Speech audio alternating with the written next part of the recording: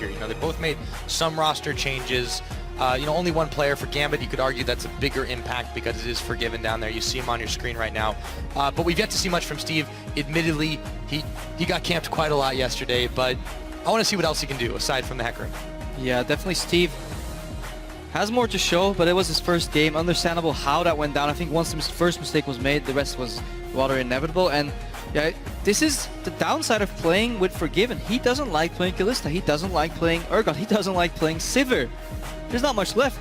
Yeah. Especially when Lucian is banned. Is he going to go back to the old meta Graves? Nobody plays Graves right now. Absolutely nobody. But then again, Forgiven transcends meta games and he makes champions on his own. But yeah, that's what I like and dislike at the same time about Forgiven. Well, there is a lot there. Now, Sejuani's taken off the board. We already saw the Rek'Sai ban. That means we're going to see a very quick Azir pickup for Rocket. It's over to Gambit now. And yeah, all eyes are going to be on those AD carry pickups and see what they dig deep and grab. They're definitely looking at Evelynn, I think, in their first rotation because Rek'Sai, Sejuani, and Gragas are out. They leave Azir up.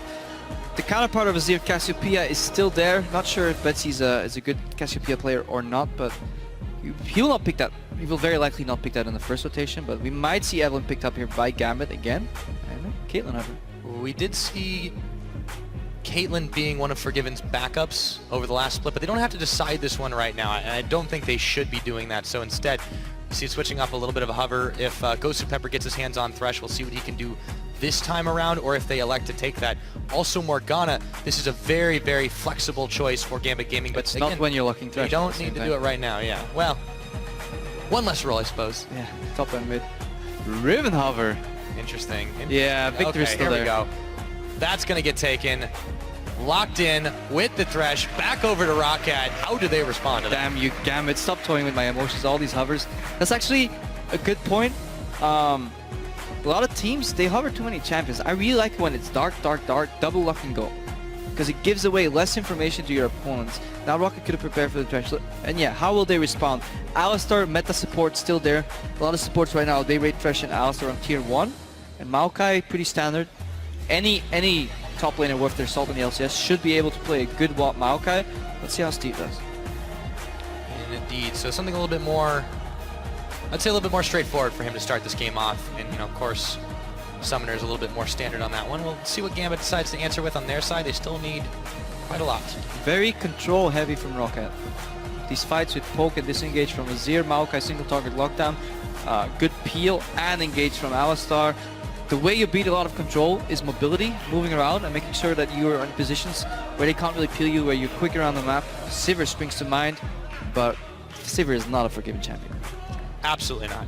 He definitely wants to deal a whole heaping helping of damage, not be a utility AD carry. I'm interested to see what he does go with. The Caitlyn is a distinct possibility. He could go all the way back to Graves. You said he transcends metas. I actually wouldn't mind seeing the Jinx, or maybe he'll pull out Nash. Questions. We're going to have to wait to see it, though.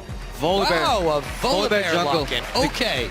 The point I wanted to make is Evelynn is really hard to play in these champions because she's prone to getting all in. And Evelyn's not going to do much against an Alistar. Evelyn's not going to do much against a Maokai. And Evelynn, even when she jumps on a zero will dash out. So you want something innately more tanky that can have a little more disruption. If Volibear is the answer, the last time Pyra, somebody had 3 junglers banned against him and went Volibear, it did not end well. However, that was any LCS, and we're in Europe right now. Yeah. This is a little bit different. Also, I want to touch on the Jax, too, for Cabochard. This is shaping up to be a very interesting composition for Gambit Gaming. I feel their skirmishes are going to be very, very strong, but a little bit more later in the game. Yeah. I don't think they like grouping too much. It's relatively short-range Jax. He can get knocked out or by Alistar or by the Azir. So if Rocket can keep them at bay, I can definitely do a lot of damage there. Okay, Willite treading on the Kog'Maw grounds. He will decide to take it.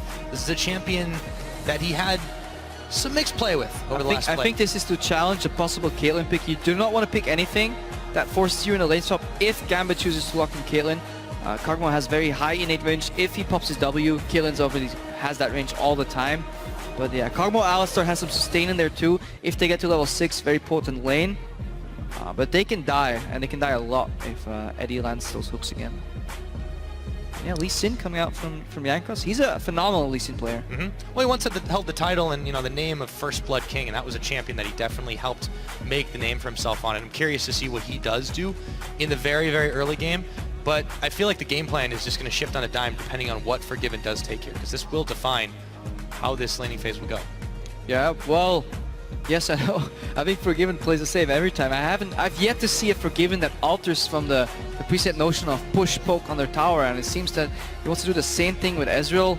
Being relatively safe, this does offer Gosu Pepper the ability to roam, because Ezreal is a very potent 1v2 farmer. Not Forgiven's style, but maybe you can teach an old dog new tricks. About to see if he lives up to that moniker, God-given, that the players here in Europe have called him. Give him a lot of respect in that squad. We'll see if Rocket's bot lane does the same. So now, picks are all locked in.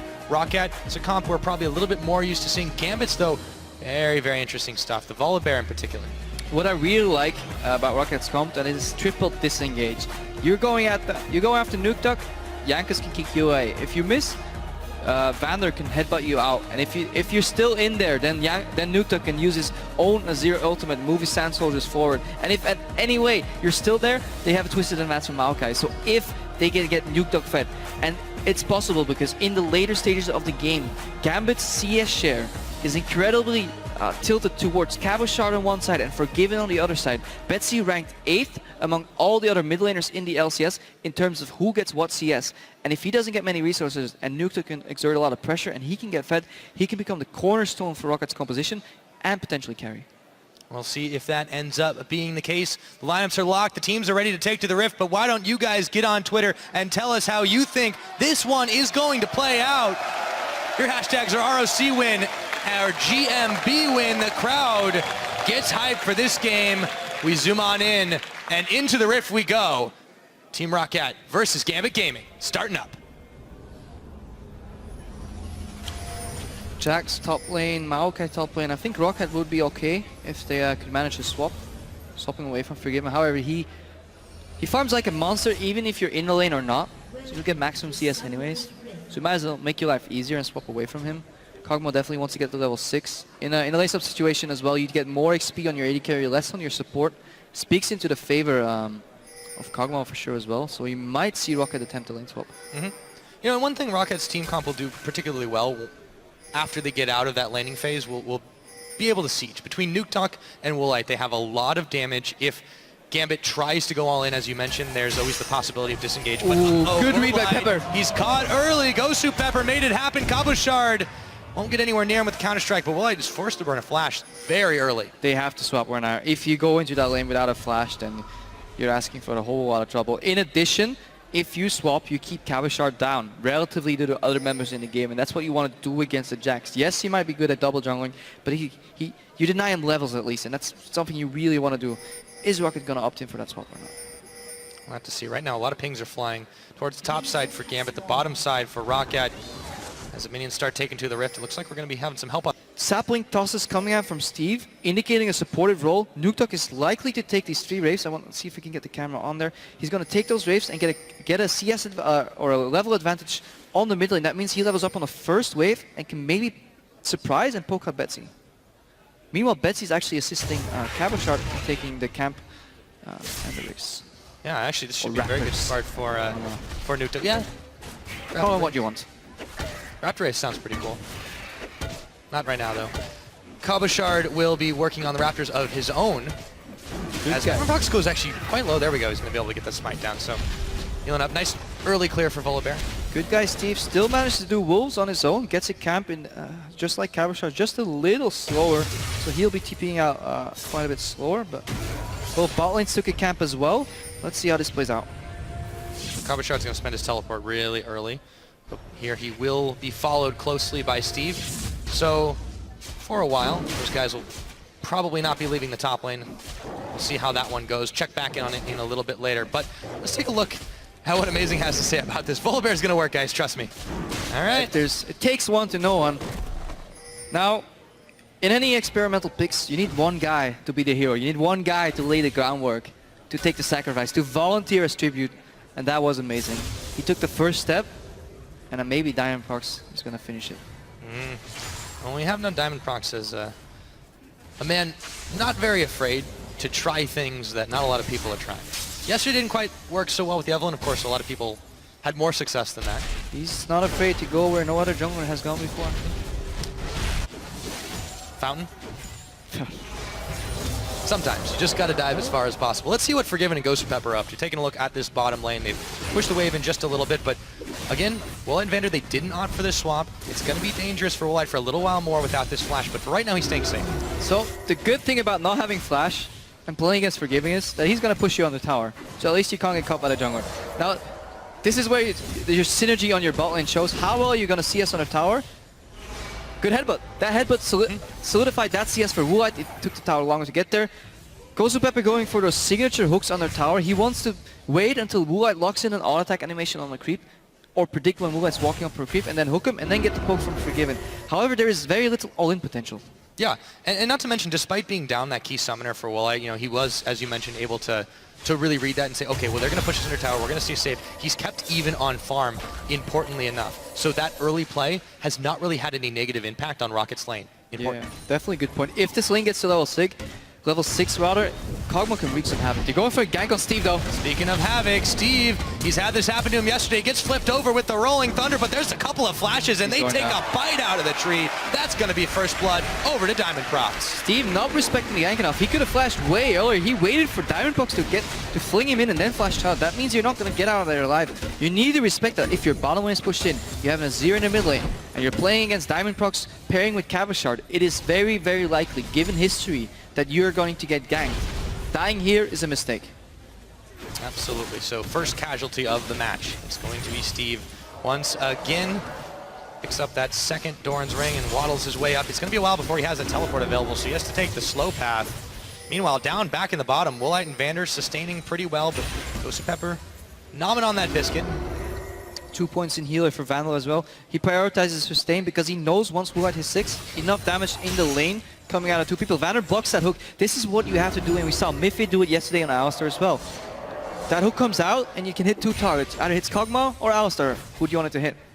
Alistar, obviously. And it's really good, because then Woolite has the return damage, and the follow-up is not enough damage from Ezreal and Thresh to really solidify a lead. Lucas going in. Oh, yes, he does.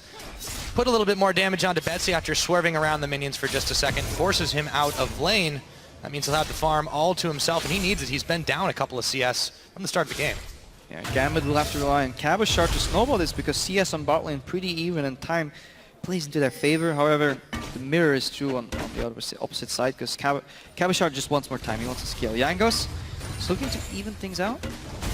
See if Cabochard sniffs this one out. Steve going a little bit forward. Cabochard starts off the counter-strike. He gets knocked back. The counter-strike only going to hit the minions. Jankos still waiting patiently. He's going to hop in. He gets the Q connected, but Cabochard hops himself away. And now he'll be safe under tower. Ever so satisfying sound of Jack's Sauce hitting. Can't really get enough of it. There it goes. If he gets the creeps. Yeah.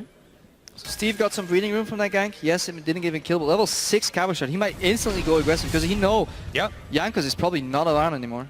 Yeah, Look however, at Diamondprox is making his move up. He knows he's not spotted as he wanders through the Tri-Brush, the pink ward, making certain of that. Steve, though, he's got to know something is up.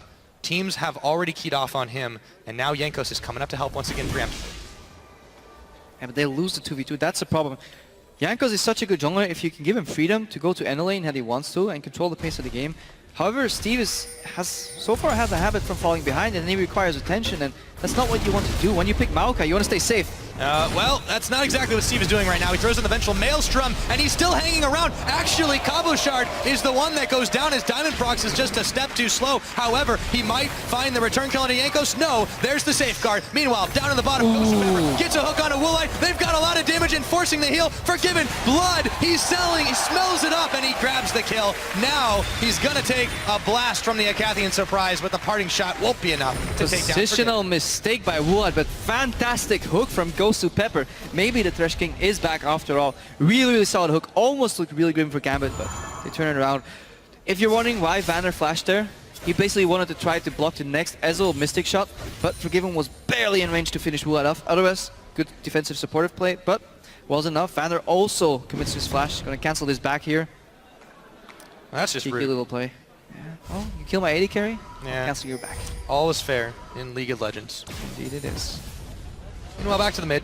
Yeah, Pepper's roaming just a little bit now, and you know this is easily enough for him to do. It's going to be a little while before there's any more pressure on the map. You take a look after that back, you see that Forgiven is able to acquire his first piece of the Trinity Force. The Sheen picked up, so he's going more traditional Ezreal build, not that blue build that we have seen quite a lot of. Now, with that advantage, Ghost Pepper could have opted for the Sidestone. However, he feels safe enough in his lane that he's not going to get bursted, that he goes for Moonwood's double ward, gets deep vision. They want to localize where Jankos is on the map, see if they can spot him, and maybe safely take down his dragon. Yeah, well, they're starting it off. Diamondprox tanking up the damage, but they do have the Victor here with the Siphon Power to be able to push this one back. It's spotted by Vander, but there really isn't anything Rocket can do about it. And as a result, Gambit Gaming secured their first dragon just shy of 9 minutes. It is a pretty ballsy play to play Moby Boots into a Kog'Maw though. Couple of those artilleries and you're down to half HP and suddenly you lose your all-in potential and Woolite keeps scaling. However, those deep wards facilitated the dragon and definitely hashtag worth for Gambit. Ghost of Pepper won't be complaining as long as he stays nice and hidden. He doesn't get hit by those living artillery shells. Meanwhile, just keeps on moving around. Fancy feet to dodge out our Mystic, or rather a True Shot Barrage. Cannon creep gets blocked, he's not gonna get it. He's like, alright, I'll just use my ultimate instead. I want all that farm and that's fine. Forgiven's one job this game is just to farm and they want to get all the attention to the top lane. Stun on Steve. Steve! Okay, he's alright. He's alright. Shard's able to push this one back. Forgiven actually takes some damage down on the bottom. Woolite and Vander were return firing onto him, but still, it's been an ever-present threat of getting locked up by that Thresh hook. Woolite has to be careful on his positioning. And if you look down into the blue buff of Rocket, we see 2 deep wards placed as well, so they're tracking Jankos. They don't want to get a surprise counter gang from Jankos one more time. And if they can avoid that, Gambit can really start snowballing. Ghost Pepper basing for some more wards, not picking up any HP, but he feels fine and safe in his bot lane. Very neutral bot lane. They need to snowball the rest of the map though, because eventually Kog'Maw will get out of control, especially with Sheen. The poke potential is very, very high.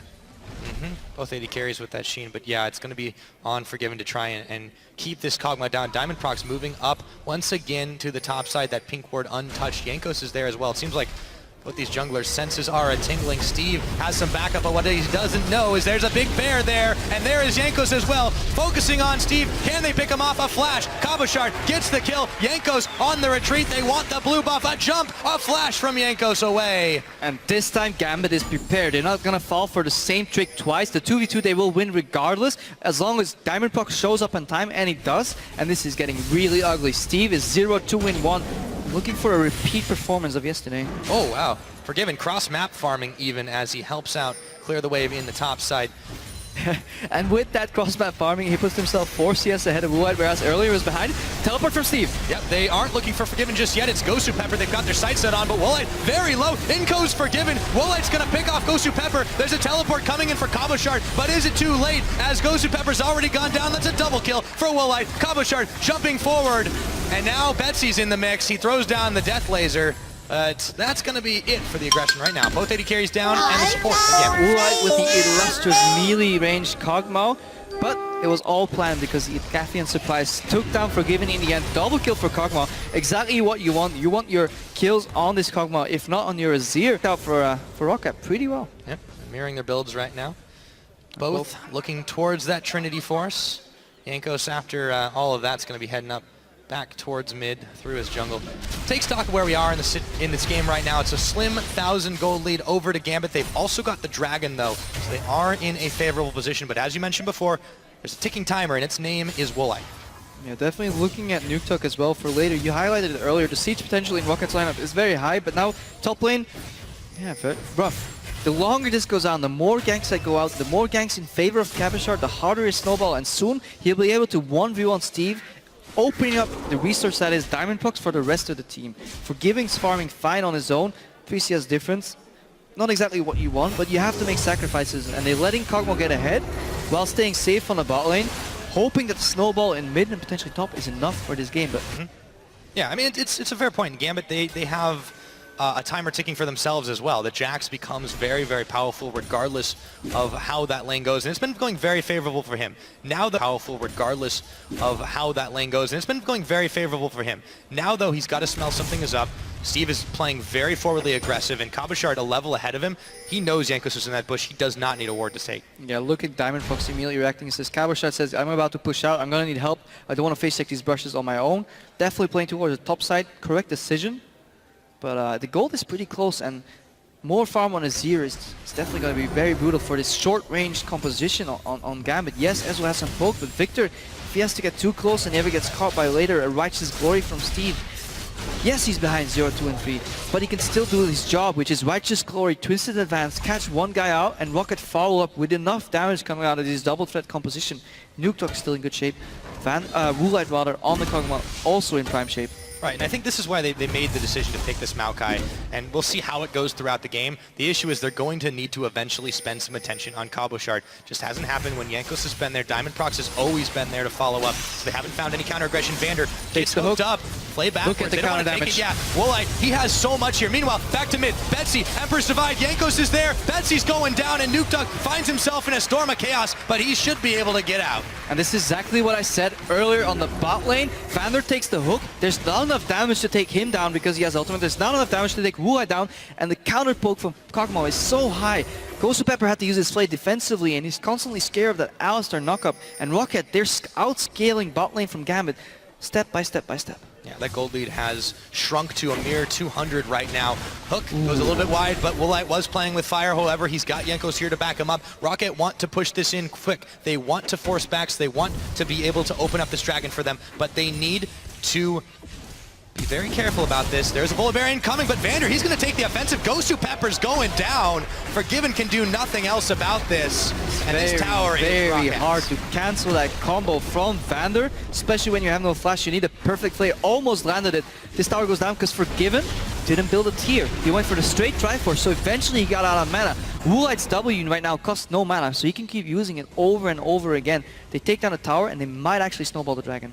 Yeah, they will be able to do it, but they'll have to do it without the help of the Scuttle Crab Shrine, as that was picked up cheekily by Diamond Prox and all of that. The Jax has teleport if he want to try and make this a 3v3, because Betsy and Diamond are on the backside. Forgiven sends the ultimate out, but Dragon's already gone. Can they get the return fight? Vander face tanks it. He's going down to Diamond Prox. Yeah, they're just going to flash out there. To flash, yeah, they have to give up Vander for that. Tribute for the Dragon, I'd say worth. I'd definitely call that worth. And Rock has just equalized the game. They're 1,000 gold ahead now, and they stopped the bleeding, and their main tank is still alive and doing okay. Steve can still fulfill his job, finish the Righteous Glory, building some auto now. Hook on Jankos. Jankos, he's flayed back, he's knocked back, he kicks back, but he's dead. Yeah, great hook by Pepper there. Jankos a little greedy on his base position because after doing the dragon, they left their jungle exposed. All right, well, not sure if the Thresh Prince is back, but he's definitely a Thresh Bear in this game. Moving up on the ranks. Eventually he'll get there. Who's the Thresh King? Thresh Prince. Yeah, that's a good point. I don't know. Thresh got his mad life. Oh, a little short. Well, the Prince might be going down in just a moment. Pepper evaporates. Vander picks that one up, but Steve in a heaping helping of trouble. Betsy picks him up. Diamond Prox nearly followed. All said and done, it's a 1-for-1. Yeah, where Soren succeeded rather last game in those double Azir plays, Nuke just fell a little short, almost knocked Pepper into the tower. Vander had to follow up with a combo, and Steve sacrificed himself. The 1-for-1, progressively getting worth less and less gold. Maybe it's an economical game plan coming out from Rocket here. Inflation at its finest. Steve about to go 0-6 perhaps? Quite possibly. And his tower is gone after a couple of tunks from Cabochard. The Jax getting into the full swing of things, and he might be looking for the second tier tower pretty soon. No, he backs away. And we're playing gold lead. Yo-Yo now, Gambit 1,000 gold ahead once again. It's going back and forth, but time, in my opinion, speaks in Rocket's favor. So they're decently happy with the way this game is going. I don't think Gambit is too unhappy about it either, though. This is settling into a very interesting mid-game where, as you mentioned, it has been yo-yoing gold lead. Not just that, but the overall power of both these teams has been going back and forth. Cabochard's getting pretty scary. He's got the Trinity Force completed. A little bit of lacking on the mobility since he still hasn't picked up basic boots, though. Yeah, but looking at Rocket's team composition, they have the means to deal with Jax if he gets too fed. They don't even have to fight it. They can kick him out of the fight. They can use the Azir to get him out of the fight. They can use Vander's knockbacks, knock-ups, and Steve's twisted advance to keep him busy and deal with the rest of Gambit's lineup. However, eventually you'll have to face him, and that's going to get rough. We'll have to deal with it eventually. No sense in putting it off, or maybe there is for a few minutes. I definitely want to see some flanking come out of Gambit. If everybody... Oh, Nuktek's going in. Yep, there's the drive-by. It's Betsy who gets kicked, and Jankos finishes the job. Yeah, Nuktek learned from his mistake. Flawless execution on that play. And what is the counterplay when your flash is down on Betsy? It's probably not going for CS. Look at Woolite, red buff. Yep, he's able to chase down Forgiven. There is the arcane shift. He'll get out of danger. Gosu Pepper was rushing to his defense, but he just can't simply tangle with Woolite right now. This matchup is spiraling out of control on the bot lane. One does not simply outpoke a Kog'Maw. Nope. Now in the short, long-range trains, Forgiven has to land all his spells, especially in addition to red buff there. It's really rough to deal with that. Long-range farming. Long-range farming. Does it all the time. Let's see what Diamond Prox decides to do next. Throwing out a couple of deeper wards. Kabashard in on the red buff, and Diamond Prox will be there just in case. Very smart for the setup. Lands to get out. Good steal. Nicely done. And methodical moves from Gambit Gaming. They find themselves still 500 gold in the lead. All right, let's take a look at the bigger picture. Rocket fell behind early, but they're getting better and they're learning from their mistakes. Steve's playing safer. He knows what his job is. Their double threat is staying in the game. Nukeduck learned from his one failure in the mid lane, has flawless execution on 2. We need to find a name for that. Twitter, Azir Insect. What is that name? Because I have no idea what to call it. I think we've been working with the Azir but yeah, if you guys got a better one, let us know. Drive-by, whatever. At OL Esports, come on guys, we want to hear it. He got some kills, 3 assists now on Nukeduck, and 2 kills on Woolite, so they're definitely getting right for that siege that you mentioned earlier. Yep. Given sends a true shot barrage, doesn't quite clear the wave, but they will be able to defend for now. Meanwhile, Kabashard's back on the bottom. There's no one here to stop him, and the Jax will be Jax. Yeah, definitely. Oh, okay, they're people pushing, but they're looking to collapse on him. Are they going to lose their middle tower for this, though? Yeah, it looks like Gambit is eyeballing a couple different things at the same time. Kabashard, can he get back? It's going to be a dangerous mission. He gets headbutted by Vander, knocked up there. Nukeduck inbound. Kabashard is going down. It's only a matter of time. Denied his lead as he gets pushed back into the wall. But meanwhile, Gambit Gaming are ready to answer back. They take a tower for it in the mid. And this is 1-3-1 at its finest. If you try to cut off one head, 2 more will take its place. You cut off the bottom lane, middle gets pushed, top lane gets pushed. You're losing towers because you commit to get that kill, and you have to stop the bleeding somehow. The way you do that is you stop it before it happens. But Pepper's caught. He is. He manages to throw the box down, get himself out of harm's way. Steve makes his move up, but he's stopped by the gravity field. Now he turns on the pressure. Twisted Betsy onto Betsy. Do they have the damage? It looks like they might. Diamond Proc. Steve was not sure who to go for. Tosses the sapling out, but a ghost from Betsy means he can get away. Vander comes in. Diamond Prox is shut down. A whole heaping helping of gold onto Woolite, but Forgiven, just like the Hydra, they're pushing something else. Anytime they can in Kabashard. Oh my goodness, look at this teleport. Forgiven's not strong enough to take the tower down, and it is actually pretty good for Rocket.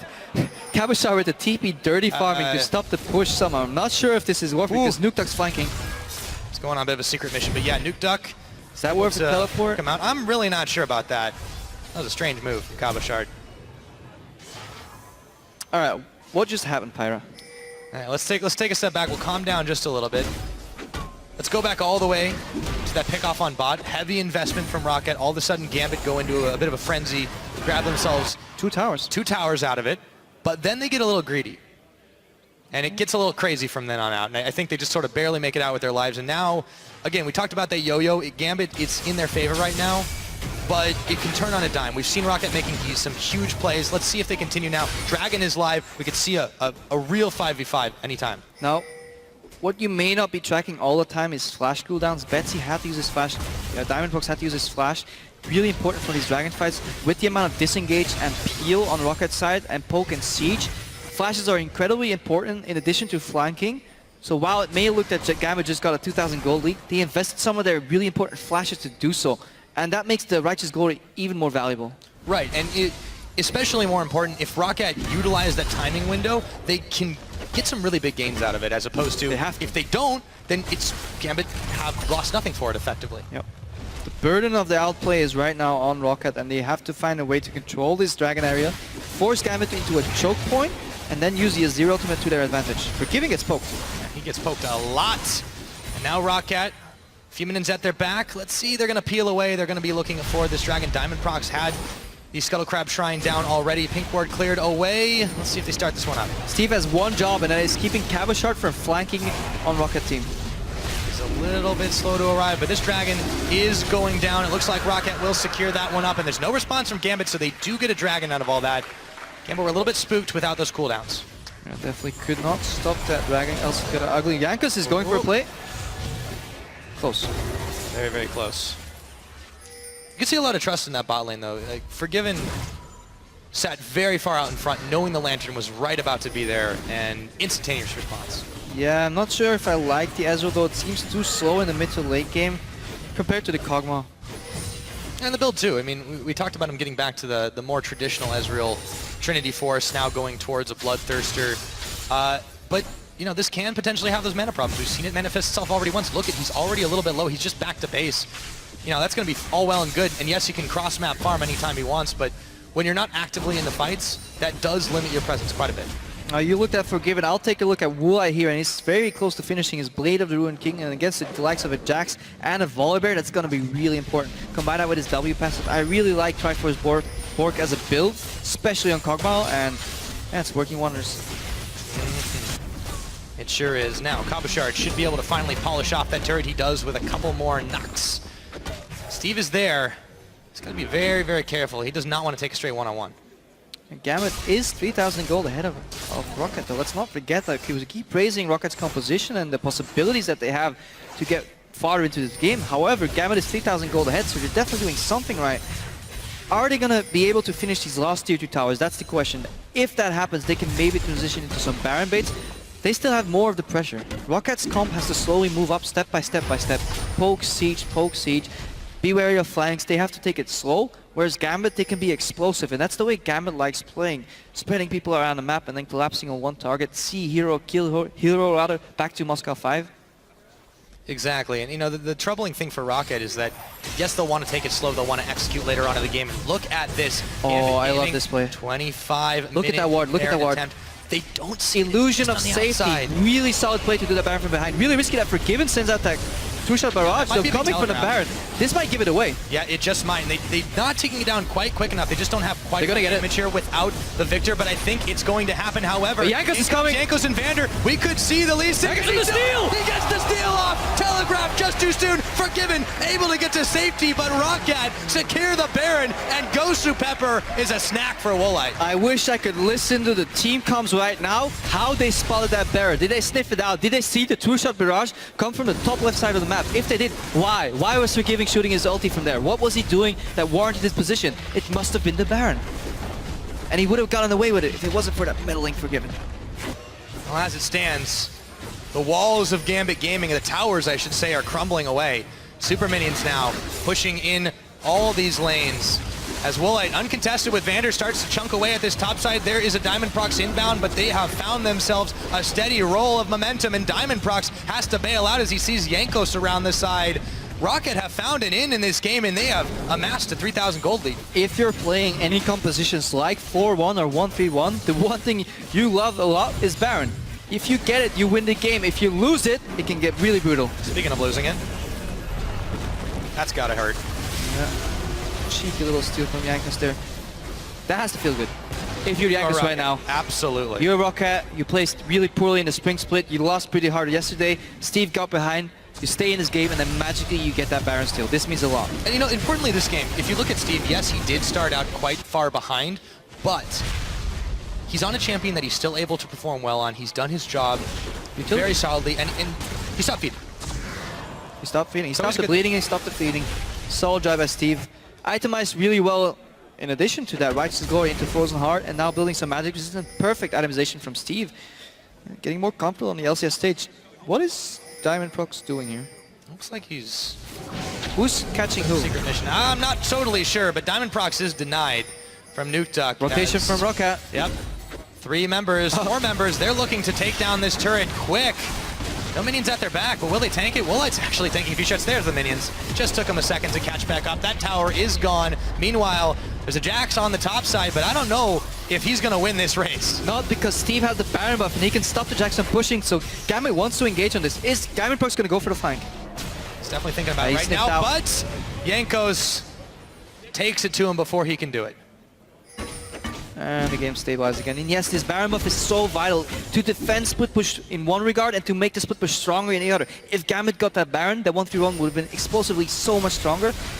However, it works as a band-aid for Rocket to stop the bleeding and allow them to finally give them the time to make the push themselves. Really, really crucial Baron. Game-changing. Absolutely, and now they can take down this tower. No fuss, no muss.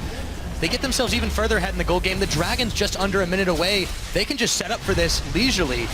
Although Gambit, to their base, they have to respond. They have to stop their own bleeding.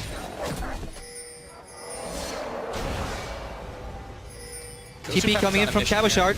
They want to catch Rocket out. They want to catch at least Jankos out. He is the deepest in enemy territory right now, but they're not quite chasing on him just yet. There they go. Cabochard jumps on, kicked away by Jankos. 15 seconds now on the drain counter. Teleport coming in. There's a flash burn by Forgiven. Nuke Dog chased around by the Chaos Storm. Cabochard going in, but he's isolated. Woolite now is in some trouble, but he's the one who gets flipped back after shutting down Woolite. Jankos going down as well, and Cathian Surprise clipping the edge of Gosu Pepper. Now with 3 members alive, can Rocket still take this fight? I don't think so. Steve, he's still making the play. A double kill now from Vander. Gosu Pepper, he's gonna go down in just a moment. They're still making it happen. Nuke Duck, how the hell did he live? And Gambit Gaming are on the losing end of that fight. Absolutely bonkers fight here by both teams. Woolite with, I think, the aggressive flash, gets caught off guard, goes down immediately, but Nuke Dog strong enough to carry that fight for Rocket. Double threat composition. Let's see that again. Look at the prediction hook by Pepper, but Jankos stops because he gets stunned by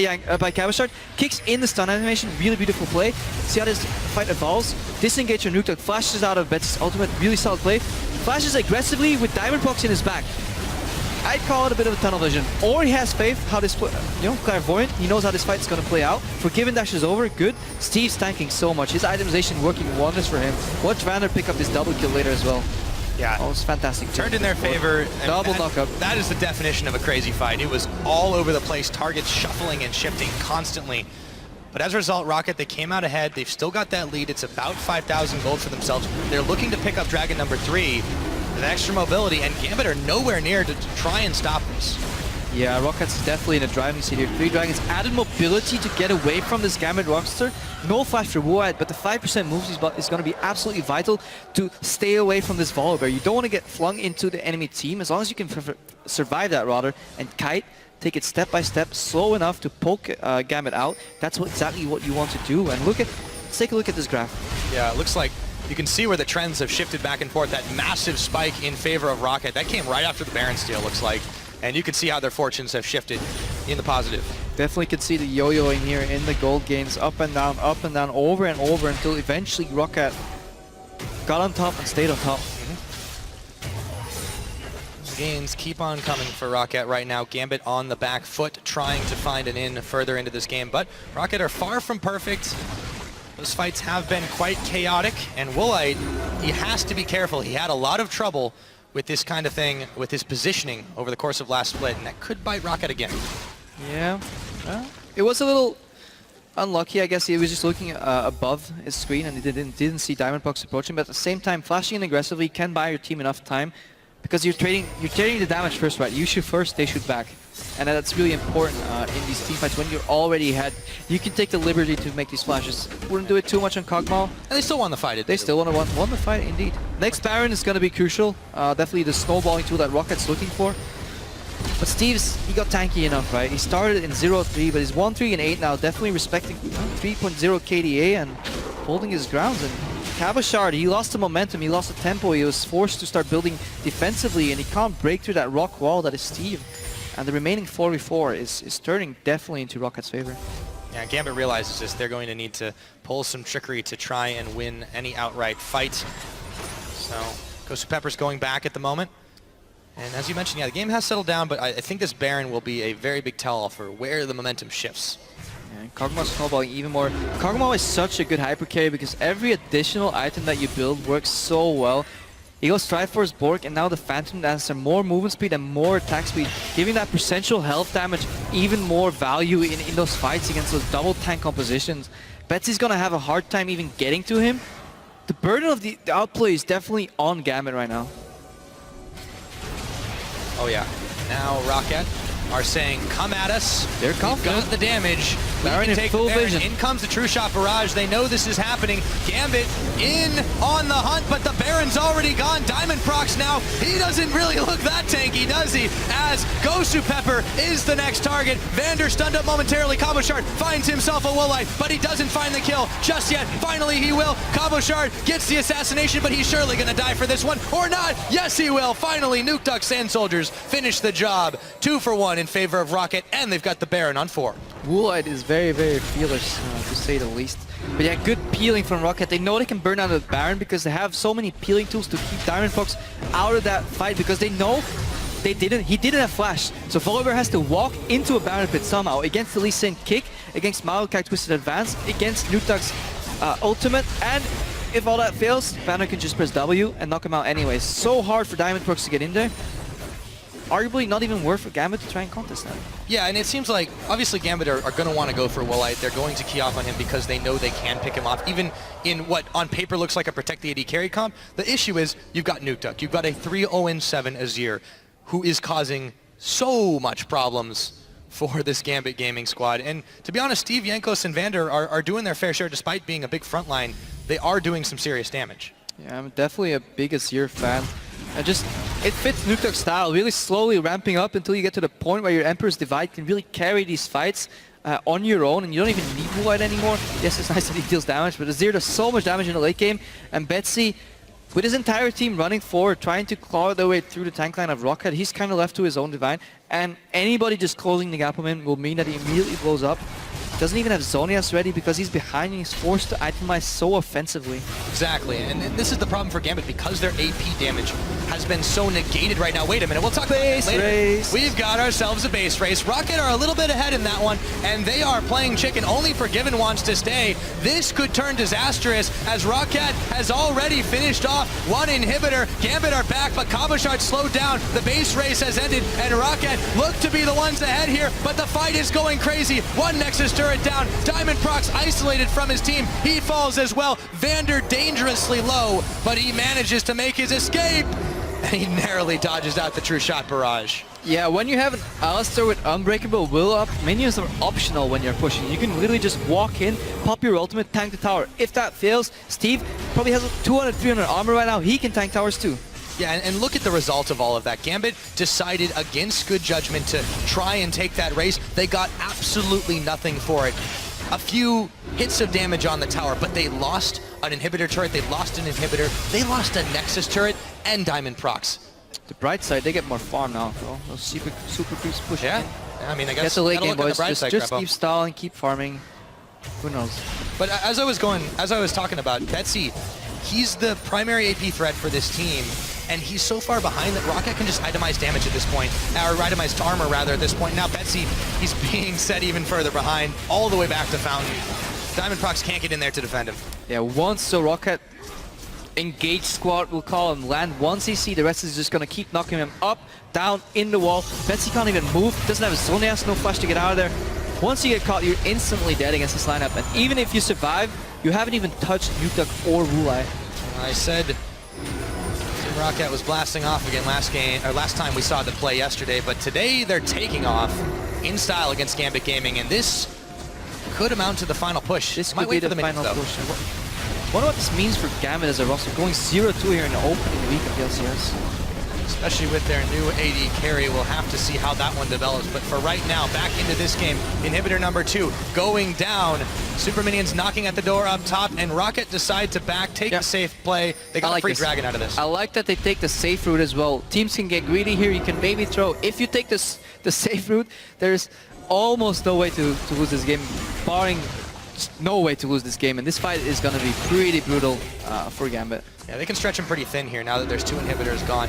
Gambit have to defend on multiple fronts, and Rocket only have to knock down one. Diamond Procs is coming in for the flank. Does he have enough damage? Looks like they've softened Rocket up for just a moment, but can they execute? It looks like it's going to be difficult, but a whole lot of zone. Emperor's Divine. Well, it's already finished off. Diamond Procs, Cabochard, Gosu Pepper knocked up, but Vander's dead. Betsy is kiting Steve. Steve, twisted advance, but I don't think he'll live through that one. They managed to melt through Rocket's front line. Only Nuke Duck and Jankos will live to tell the tale of that fight. But Gambit's got to go back to defend. Fight by Gambit, but a lack of patience on Rocket's side. Why would you get in that position when you have super creeps on the middle lane, on the top lane, knocking on that Nexus? They could have just waited 30 more seconds and they had the game in the palm of their hands. Really good reaction by Gambit. They had to go for this play, and it worked out. Yep, you were saying that throw can always happen. They still grab the dragon at the end of it all, but let's see how that one went for Gambit. Keep your eyes on Cabochard. Betsy flashes in fantastic ulti, forces Woolite to walk back. Watch Cabochard right now. He's going to pop his E and get to Woolite. The poke from Forgiven sets him up for a kill. Emperor's Divide is too late and basically puts Gambit back into a safe position. They can't follow up. Steve's tankiness is eventually going to run out. Betsy survives miraculously on one way or the other, and yeah, Gambit stays in his game. Yeah, it was a great knockup from Vander, but there just wasn't anything to back it up once it was all said and done. So, Rocket do secure Dragon number 4. He's dangerously close to that number 5 if that game keeps on going. Take stock of where we are in the situation right now. Rocket at 38.5 minutes have themselves still 5,000 gold ahead. Doesn't mean as much as it did several minutes ago, but at 38.5, they've got a 3-dragon advantage. Let's see if they can keep on pushing it with 2 inhibitors down on the Gambit Gaming side. And this is why Victor was such a good meta pick back in the day, because his late game AoE potential is absolutely destructing. He can really wreck an entire team, especially when those both safe carries are huddled together and trying to get away from the team. You don't want to get that AoE, you don't want to get that double stomp from Cabochard. However, he used his flash, and that's really, really vital. He'll have Ghost up, or it looks like he does have Ghost available to him. So at least there's that. But yeah, this is the one weak point in what Rocket has been doing is they've been itemizing for the AD of Gambit Gaming, but they haven't been as much until recently for the AP. And now, you know, that's the threat. When Betsy does start to become a threat, he has started to get that way. He wasn't a few minutes before. Now let's see how this next Baron goes. It's 20 seconds on it, and Rocket are already setting up for position. They found Diamond Prox. Yanko's on the chase. His flash is about to come out. I really hope for Diamond Prox that he doesn't have to use his flash, but it looks like he will have to if he wants to get a chance at stealing his Baron. Oh. Ooh. Not a lot of stuff connecting there. Synergy. Chase the bear. Let's see if Forgiven can do anything about this one. True Shot Barrage will knock 3, but Diamond's already down. Doesn't elect to use the flash, and now Baron live. Just came up, but even if he had used it, that would mean he had to walk to that pit again. We had a repeat of the earlier scenario. This Baron is going to Rocket. No smite. Don't even try to contest this Gambit. Oh, it goes away, and now Vander comes in. He knocks Forgiven in to the wall. Steve right in the middle of it all. He just doesn't seem to care. And now, Gaming, yep, Ghost of Pepper's gonna get a hook on Woolite, but it won't matter. Everyone from Gambit, they've backed out or died. 3 members down now with Diamond Prox still half a minute before he respawns. Rocket in prime position right now. Inhibitor respawned up in the top, but I don't think that's gonna last very long. Yeah, Baron, but 5 members, 5 against 2. Gonna make a not so bold prediction here. Game's gonna end in Rocket's favor, and yeah, fantastic staying in that game, fighting through the way that Steve got behind. Signature move doesn't seem to work over and over. Steve stayed in the game, and Rocket's taking it. Yep, looks like they will end this game in style. 40 minutes.